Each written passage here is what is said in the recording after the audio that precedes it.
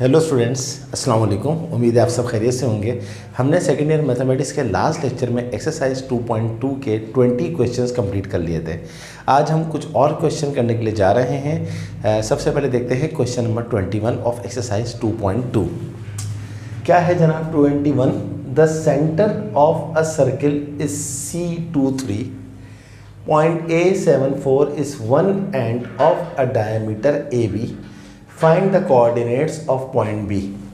बहुत ही easy question है, थोड़े से कॉन्सेप्ट्स क्लियर करने होंगे, उसके बाद आप देखिएगा ये क्वेश्चन 1 मिनट का भी नहीं है। सबसे पहले बात करते हैं सर्किल की।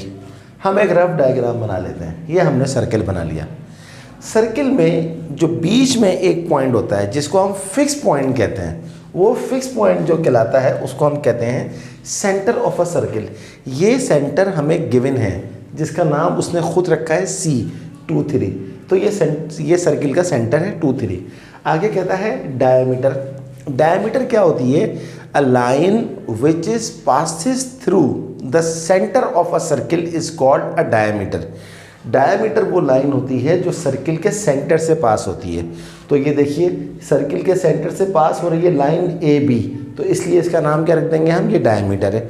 अब डायमीटर के दो एंड पॉइंट्स हैं, यानी कि दो सिरे हैं। एक पॉइंट ये है, एक पॉइंट ये है।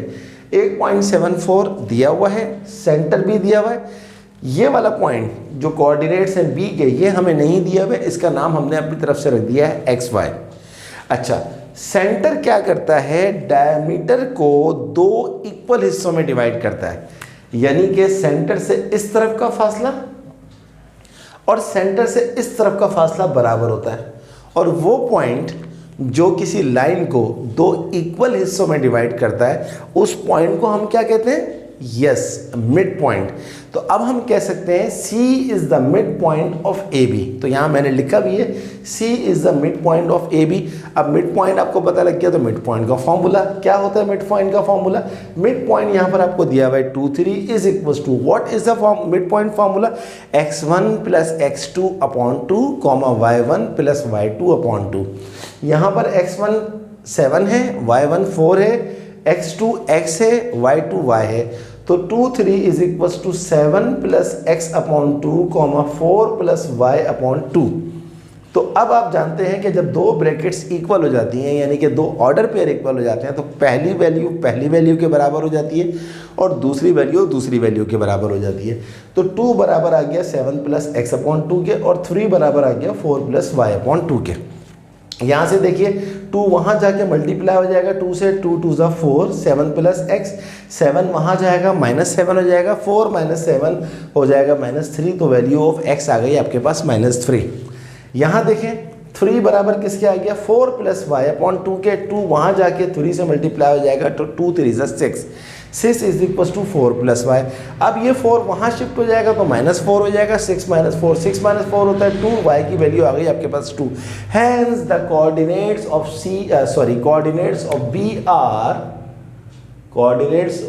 आर -3, 2। कितना आसान सवाल था, लेकिन कॉन्सेप्ट्स अगर क्लियर है तो बेइंतहा आसान है। कॉन्सेप्ट्स ही नहीं है तो फिर तो मसला है। क्या क्या कॉन्सेप्ट्स क्लियर है? सर्किल है, सेंटर सर्किल का मिड पॉइंट फिक्स पॉइंट होता है, और सेंटर से पास होने वाली लाइन को डायमीटर कहते हैं। सेंटर हमेशा क्या करता है? डायमीटर को इक्वली डिवाइड करता है। इसका मतलब है सेंटर जो होता है वो मिड पॉइंट होता है डायमीटर के दोनों एंड पॉइंट का। और फिर मिड पॉइंट का फॉर्मूला पता होना ज़रूरी है। फिर ये पता होना चाहिए कि जब दो वैल्यूज़ बराबर होती है तो पहली वैल्यू पहली के, दूसरी वैल्यू दूसरी के बराबर होती है। तो आई hope you understand this question, और कॉन्सेप्ट के साथ काम करें तो इंशाल्लाह देखें आप कितने अच्छे हो जाएंगे मैथ में। Let's have a look question number 22। Find in what ratios. अब देखें, रेशोज का मतलब है कि आपको एक से ज़्यादा रेशो निकालनी है। तो बाज़ दफ़ा सवाल में कोई चीज़ ऐसी होती है जिससे आपका सवाल बहुत आसान हो जाता है अगर आप उस सवाल को बहुत अच्छी तरह पढ़ें। फाइंड इन व्हाट रेशोज, तो रेशोज का मतलब है आपको दो रेशो निकालनी है। Find in what ratios the join of -2, 2 and 4 5 is cut by the axis of coordinates. कहता है आप रेशो बताओ, दो रेशो बताओ जो कि -2 और 2 और 4 एंड 5 को कट करता है एक्सिस ऑफ कोऑर्डिनेट्स। देखें जब भी एक्सिस का वर्ड आ जाए इसका मतलब है बात हो रही है वाई एक्सिस की और एक्स एक्सिस की। तो असल में -2 और 2 एंड 4 5 की मदद से एक लाइन बनेगी। वो लाइन जो है वो एक्स एक्सिस और वाई एक्सिस को काटेगी। जिन दो पॉइंट्स पे काटेगी हमें उस पॉइंट के ज़रिए रेशोस निकालेंगे। तो देखें मैंने एक रफ डायग्राम बनाई है।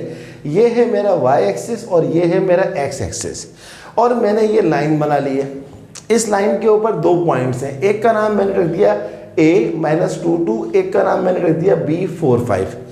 अब मैंने कहा कि जी अब उसने क्या कहा रेशो निकालो जो कि क्या कहाँ पर कट कर रही है, cut the axis of coordinates. तो जहाँ पर एक्स एक्सिस को कट कर रहा है पॉइंट उसका मैंने नाम रख दिया d, और आप जानते हैं कि एक्स एक्सिस के कोऑर्डिनेट्स की वैल्यू क्या होती है x, 0, क्योंकि एक्स एक्सिस के ऊपर y की वैल्यू 0 होती है।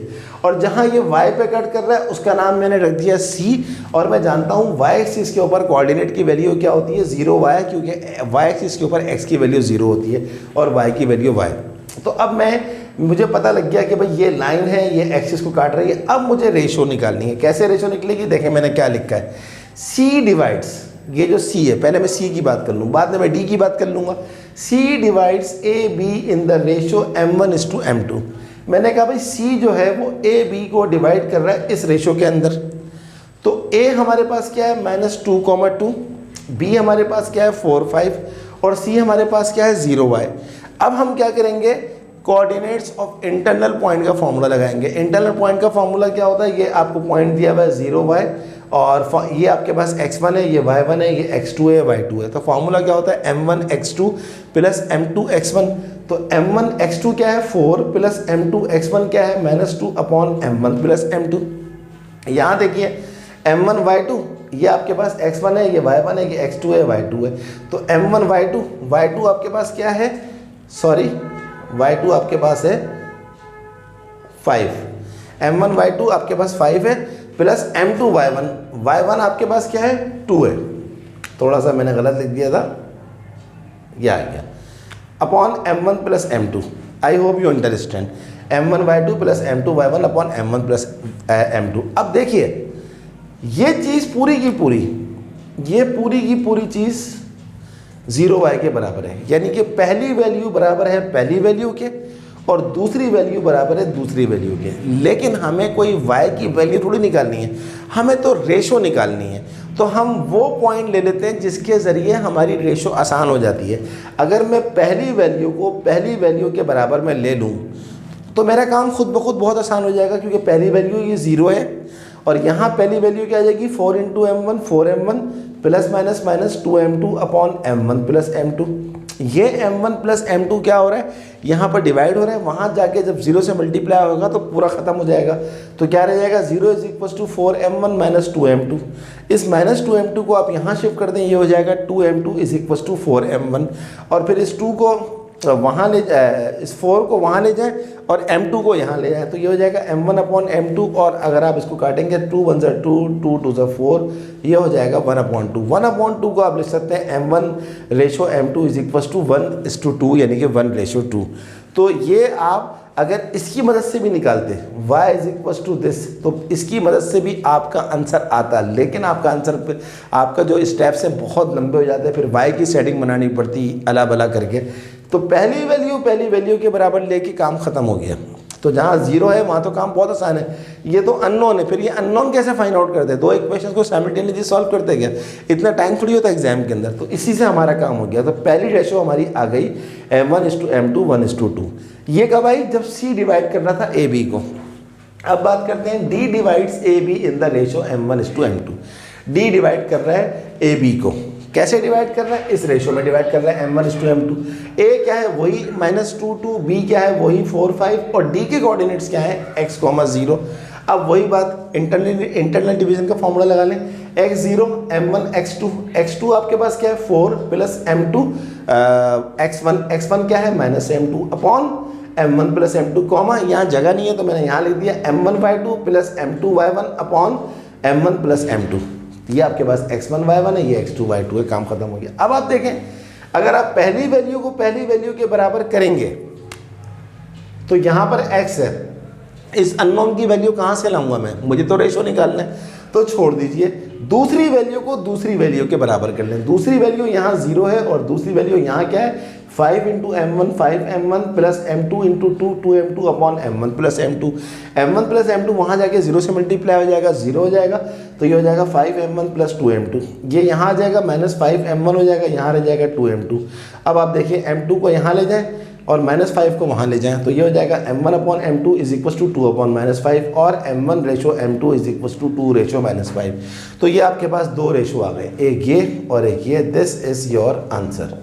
यही वजह थी कि उसने कहा था फाइंड इन व्हाट रेशोज। तो स्टूडेंट डायग्राम बना के काम आसान हो जाता है।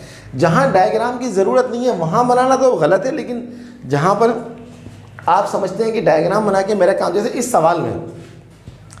सवाल में डायग्राम ने काम 1 मिनट का कर दिया, लेकिन अगर मैं ये डायग्राम नहीं बनाता और डायरेक्ट ये करता आपको समझ में नहीं आता, वो तो रट्टा हो जाता फिर। चलिए देखते हैं कि what is question number 23। Let's have a look question number 23। अब कोई नया कॉन्सेप्ट नहीं है, सारे कॉन्सेप्ट्स आप लर्न कर चुके हैं। इन सेंटर हो गया, सेंट्रॉइड हो गया, internal division, external division, mid point, सब कुछ हो गया। Let's have a look question number 23। What is question number 23? The point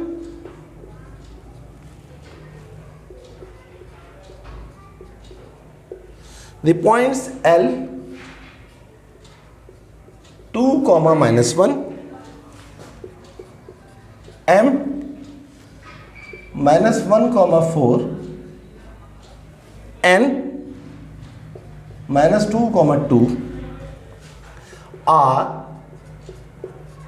the midpoints of the sides of a triangle. Find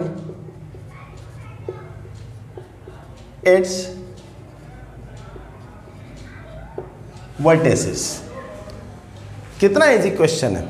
इसकी भी अगर मैं डायग्राम बना लूँ तो मेरा काम बहुत ज़्यादा आसान हो जाएगा। सबसे पहले डायग्राम बनाता हूँ, फिर क्वेश्चन को डिस्कस करता हूँ। और डायग्राम का मतलब होता है रफ डायग्राम, कोई ज़रूरत नहीं है कि बहुत ज़्यादा एक्यूरेट बनाने की। देखिए ट्रायंगल की बात हो रही है, अब हमें निकालने हैं इसके वर्टेसेस। तो मैं लेट सपोज वर्टेसेस के नाम रखता हूँ, इसका नाम रखता हूँ x1 y1,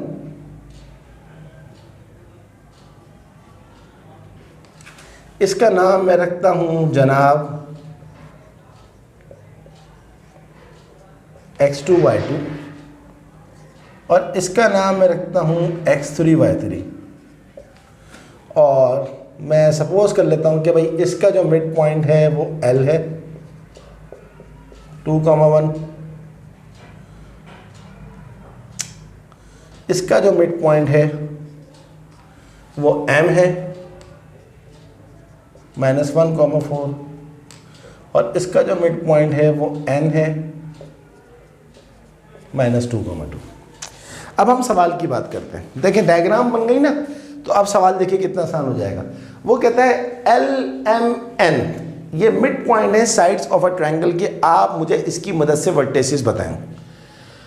आप जानते हैं ट्रायंगल के 3 वर्टेसिस होते हैं, एक का नाम रखा हमने A, एक का नाम B, एक का नाम C। A के वर्टेसिस हैं x1 y1, B के हैं x2 y2 और C का है x3 y3।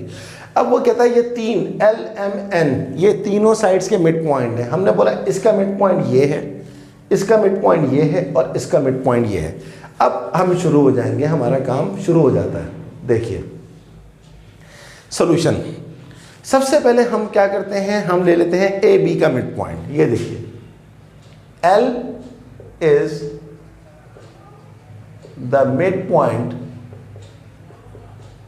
Of side A B. किसका मिड पॉइंट? ए बी का। अब आप जानते हैं मिड पॉइंट का फॉर्मूला। मिड पॉइंट आपको क्या दिया हुआ है, एल दिया हुआ है, 2 - 1 is equal to what is the point, mid point formula x1 + x2/2। यहां पर क्या है, x1 + x2/2 comma y1 + y2/2। वही बात जब दो मिड पॉइंट बराबर आ जाते हैं तो पहला वैल्यू बराबर हो जाता है पहले वैल्यू के, अपॉन में 2 लिखा हुआ है, और दूसरा वैल्यू बराबर हो जाता है दूसरे वैल्यू के। अब ये 2 वहां जाके मल्टीप्लाई हो जाएगा तो ये हो जाएगा 2 × 2 = 4 x1 + x2। थोड़ा और सफाई से, ये आपके पास आ गई इक्वेशन नंबर 1। इसको वहां ले जाए, 2 × -2 -1 - 2 is equal to y1 + y2। इसका नाम लिखते हैं आप इक्वेशन नंबर 2। अब हम ले लेते हैं दूसरा, m is the mid point of, m किसका मिड पॉइंट है, BC का। ये रहा, m के कोऑर्डिनेट्स क्या है, -1, 4 is equal to, mid point कैसे निकलेगा, x1 + x2 यानी कि x2 + x3/2 comma y2 + y3/2। यह आ गया जनाब मिड पॉइंट।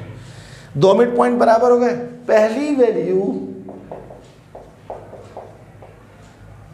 सॉरी थोड़ा जितना सफाई से नजर आए उतना अच्छा है, 0.2, 2 वहां जाएगा, -2 is equal to x2 + x3। इसका नाम रख दीजिए आप इक्वेशन नंबर 3। अब आप ले लीजिए कॉमा, इसको 4 बराबर किसके हो जाएगा, y2 + y3/2। 2 वहां जाके 4 से मल्टीप्लाई हो जाएगा, 2 × 4 = 8 is equal to y2 + y3। इसका नाम रख दीजिए इक्वेशन नंबर 4। अब तीसरा और आखिरी लें, n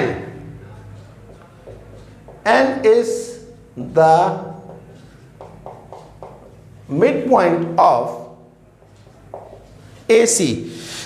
एक्सक्यूज मी, AC का मिड पॉइंट कौन है, n है। n के कोऑर्डिनेट्स क्या है, -2, 2 is equal to x1 + x3/2 comma y1 + y3/2 equal. दो मिड पॉइंट बराबर आ गए, पहला वाला पहले वाले के बराबर, -2 is equal to x1 + x3। 2 वहां ले जाए, 2 × 2 = -4, x1 + x3। इक्वेशन नंबर 1, 2, 3, 4, इसका नाम रखते हैं 5। दूसरा वाला क्या है, 2 बराबर है y1 + y3/2। 2 को वहां ले जाए, 2 × 2 = 4, y1 + y3 is equal to 6। ये आपके पास, सॉरी इसका नाम रखें equation number 6, not equal to, ये इक्वेशन नंबर 6 है। अब आपके पास टोटल आ गई 6 इक्वेशंस। मैं ये 6 की 6 इक्वेशंस यहाँ पर लिख रहा हूँ, 3 अलग लिखूंगा x वाली और 3 अलग लिखूंगा y वाली। इक्वेशन नंबर 1 हमारे पास क्या है, x1 + x2 = 4, equation number 1। Equation number 3 क्या है, x2 + x3 = -2, equation number 2। Equation number 5 क्या है, x1 + x3 = -4, ये इक्वेशन नंबर 5 है, सॉरी ये इक्वेशन नंबर 3 था। 1, 3, 5 क्या है, x से रिलेटेड है। अब बात करते हैं 2 की। 2 हमारे पास क्या है, y1 + y2 is equal to -2, ये इक्वेशन नंबर 2 थी। मैं सिर्फ दोबारा लिख रहा हूँ, एक साथ लिख रहा हूँ, वरना काम हमारा ख़त्म हो चुका है इक्वेशन बनाने का। दूसरी इक्वेशन हमारे पास क्या है, 4 y2 + y3 = 8, इसका नाम है इक्वेशन नंबर 4। और आखिरी इक्वेशन क्या है, y1 प्लस y3 बराबर है 4, इक्वेशन नंबर 6। अब हमें इन 6 की 6 इक्वेशंस को सॉल्व करना है, हमारा काम ख़त्म हो जाएगा। तो अब ये वाला चीज़ हम मिटा रहे हैं क्योंकि हम चाहते हैं कि आपको यहाँ पर सामने दिखाएं इसको सॉल्व करके, क्योंकि अब हमारे को करना क्या है, हमारा अगला टारगेट क्या है, इन इक्वेशंस को सॉल्व करके x1, x2, x3, y1, y2, y3 की वैल्यू निकालनी है। तो सबसे पहले हम फोकस करते हैं x के ऊपर, x को फोकस कर लेते हैं हम। सबसे पहले ले लेते हैं जनाब equation number 1 and equation 3, x1 plus x2 बराबर है 4, ये 1 आ गई। 3 क्या है, x1 प्लस x3 बराबर है -4। देख लीजिए 1 और 3 ले लिया। अब मैं क्या करता हूं, इन दोनों इक्वेशंस को माइनस कर देता हूं। माइनस में क्या होता है, नीचे वालों की साइन चेंज होती है। प्लस माइनस था, ये प्लस था, माइनस हो गया, ये माइनस था, प्लस हो गया, ये कट गया। यहां क्या बचा, x2 minus x3 is equal to 4 और 4 कितना होता है, 8। इसका हम नाम रख देंगे इक्वेशन नंबर 7, क्योंकि ऑलरेडी 6 इक्वेशंस बनी हुई हैं। ये हमारे पास आ गया। अब हम लेते हैं टेकिंग इक्वेशन नंबर 2 एंड 7। 2 हमारे पास क्या है,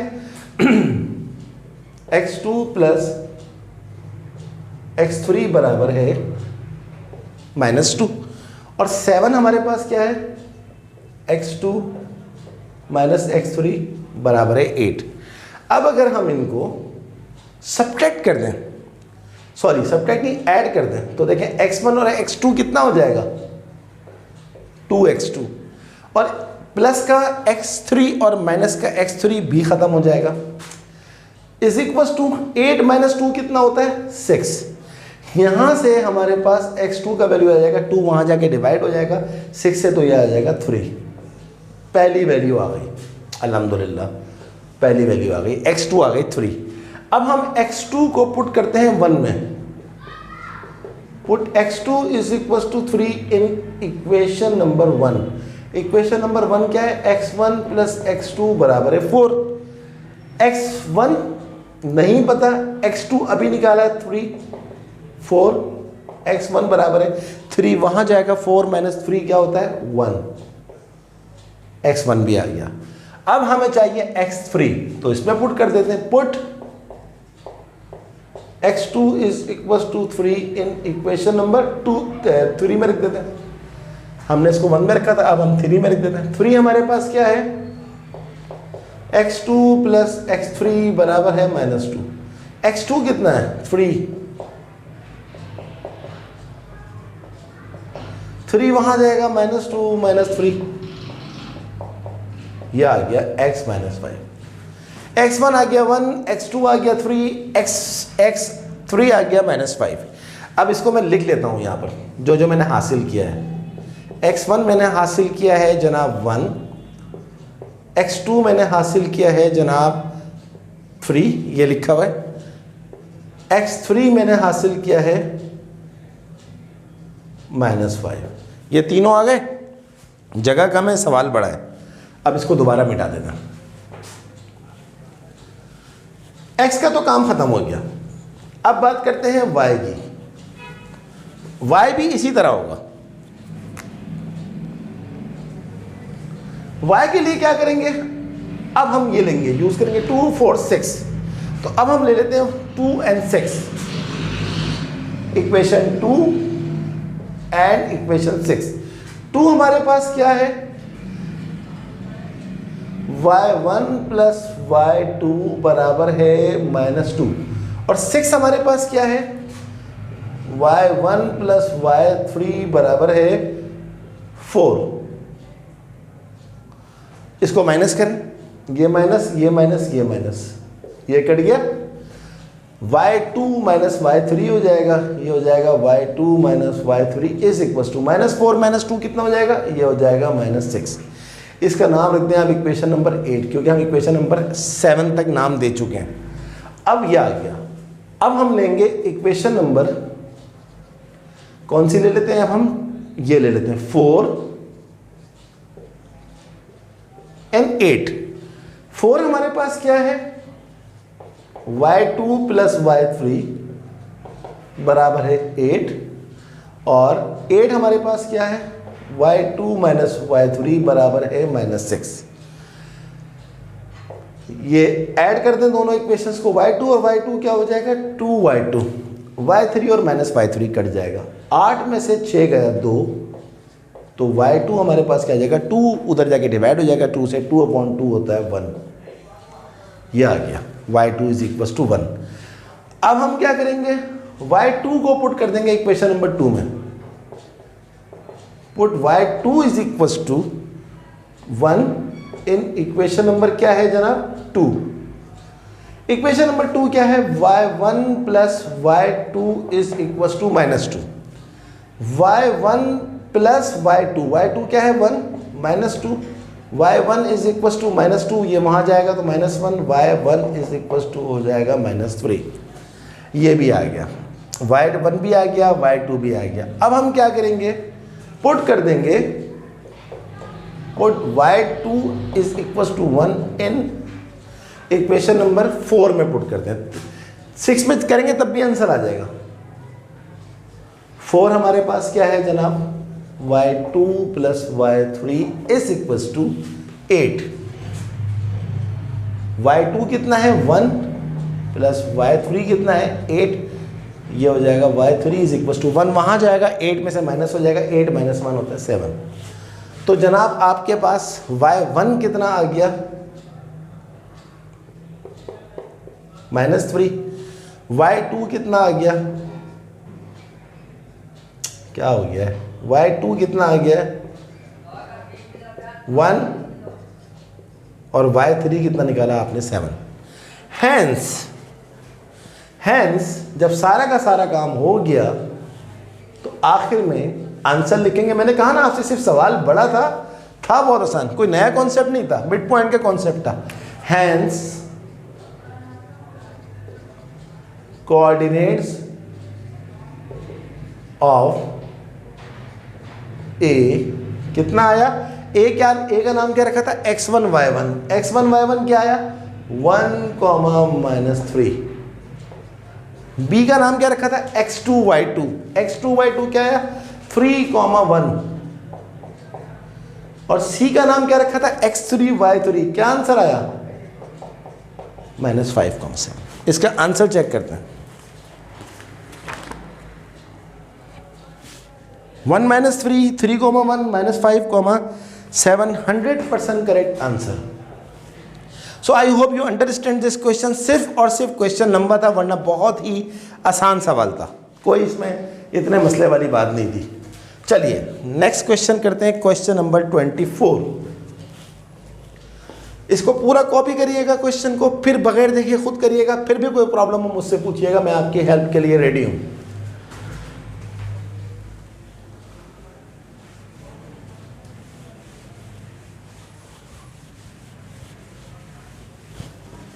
let's have a look question number 24। देखते हैं कि क्वेश्चन नंबर 24 में हमसे क्या पूछा जा रहा है। 24 है जनाब,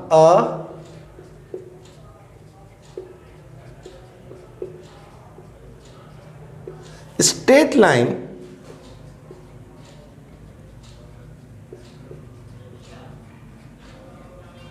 passes through the points A is -12, -13 and B is -2, -5. On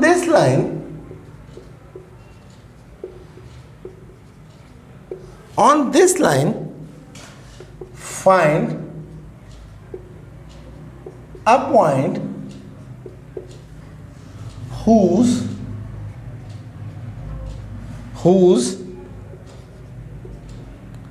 FC abscissa is equal to 3. I want to check coordinates -12, -13, -2, -5 और एफ सीसा दिया हुआ 3. स्टूडेंट बहुत ही आसान सवाल है, इसकी भी डायग्राम बनाते हैं. सॉल्यूशन, ये एक लाइन है, इस लाइन पे एक पॉइंट है ए, -12, -13. इस लाइन पे एक पॉइंट है बी जिसके कोऑर्डिनेट्स दिए हुए -2, -5. और इसके ऊपर एक पॉइंट है, उसका नाम हम लिख देते हैं सी. सी के कोऑर्डिनेट्स क्या होते हैं? X, Y. एक्स का एक नाम और भी होता है एफ सीसा. एफ सीसा का मतलब होता है एक्स. तो एफ सीसा की वैल्यू क्या दी हुई है? 3. तो यहां रखें 3 और y हमें निकालना है. तो जैसे ही y आएगा तो हम कोऑर्डिनेट लिख देंगे 3, y की वैल्यू जो भी आ रही है. तो देखा आपने कितना आसान सवाल है. अब आप इसके ऊपर लगाते हैं इंटरनल डिवीजन का फॉर्मूला. क्या होता है इंटरनल डिवीजन का फॉर्मूला? अच्छा, रेशो हमें नहीं दी हुई, m2 लगा दीजिए. देखें क्या फॉर्मूला होता है इंटरनल डिवीजन का? C is 3, y is equals to m1 x2. m1 ये x1 y1 है, ये x2 y2 है. m1 x2 -2 plus m2 x1. x1 क्या है? -12 upon m1 plus m2 comma m1 y2. y2 क्या है? -5. m2 y1. y1 क्या है? -13 अपॉन m1 प्लस m2. अब आप क्या करेंगे? देखें, आपको निकालना है इस कोऑर्डिनेट की वैल्यू. तो सबसे पहले हमें रेशो चाहिए होगा. तो सबसे पहले हम रेशो निकाल लेते हैं. पहली वैल्यू जो गिवन है 3, ये बराबर हो जाएगी पहली वैल्यू के m1 into -2, -2 m1, m2 into -12, -12 m2 upon m1 plus m2. दूसरी वैल्यू के बराबर रखनी है, लेकिन थोड़ी देर के बाद. पहले मैं रेशो निकाल दूं. देखिए ये m1 प्लस m2 यहां पर क्या हो रहा है? डिवाइड. वहां जाके 3 से मल्टीप्लाई हो जाएगा. m1 plus m2 is equal to, वहां पर क्या है? -2 m1 -12 m2. ये आ गया. 3 इंटू m1 क्या होता है? 3m1, 3 into m2 3m2 -2 m1 और -12 m2 ऐसे ही आ गया. अब तमाम m1 एक तरफ और तमाम m2 एक तरफ, इसको यहाँ ले आए. 3m1 प्लस ये हो जाएगा 2m1, ये -12 m2 वहाँ हो जाएगा -3 m2. 3 और 2 5, 5 m1 इज इक्वल टू -12 -3 कितना होता है? -15 m2. m1 अपॉन m2 और -15 अपॉन 5. तो m1 रेशो m2, 5 को इससे काट दें तो ये हो जाएगा -3 और अपॉन में कुछ नहीं है तो 1 बचा है, तो रेशो आ जाएगा 1. तो रेशो हमारे पास ये आ गया m1 is to m2 is equal to -3:1. अब आपका काम खत्म नहीं हुआ. अब आप लीजिए दूसरा कोऑर्डिनेट. दूसरा कोऑर्डिनेट हमारे पास क्या है? यहाँ पर पहला 3 था, इसके जरिए आ गई रेशो की वैल्यू. अब आप दूसरा लीजिए, y is equal to m1 आपके पास आ चुका है, क्या है? -3 और -5 एज इट इज आ जाएगा, प्लस m2 आपके पास क्या है? 1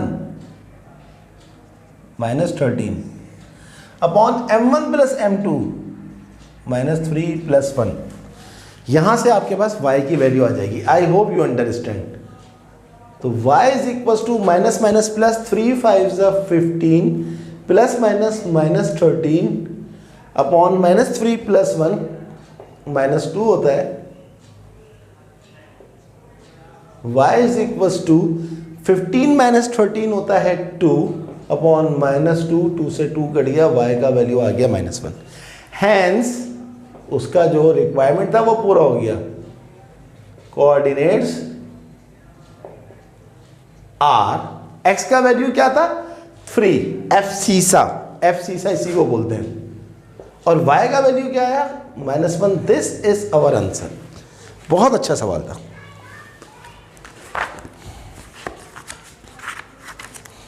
-3 -1, 100% करेक्ट।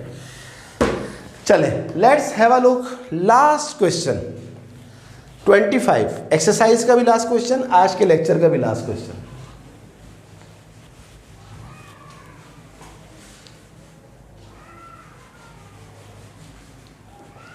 और लास्ट क्वेश्चन भी इतनी ही स्पिरिट से करना है जितनी स्पिरिट से 24 किया था। क्या है जनाब? A straight line passes through the points C, क्या कोऑर्डिनेट्स दिए हैं 2 -3 एंड D क्या कोऑर्डिनेट्स दिए हैं जनाब -6 और 5। On this line find a point on the line whose ordinate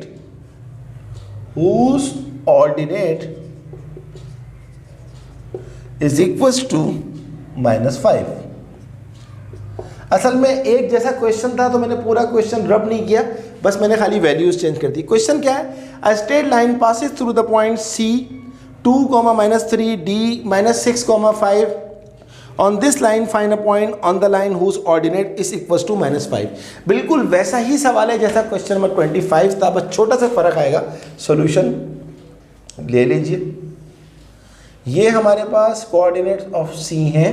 C की वैल्यू क्या दी हुई है -6, 5, और D का वैल्यू हमें दिया हुआ है जनाब, सॉरी C का वैल्यू दिया हुआ है 2, -3, और D का वैल्यू दिया हुआ है -6, 5। इसके ऊपर हमें एक पॉइंट निकालना है। उस पॉइंट का नाम अपने पास से रख देते हैं, E रख देते हैं, क्योंकि C D तो ऑलरेडी नाम दिया हुआ है। क्या है कोऑर्डिनेट्स? पॉइंट निकालना है, x y होता है पॉइंट।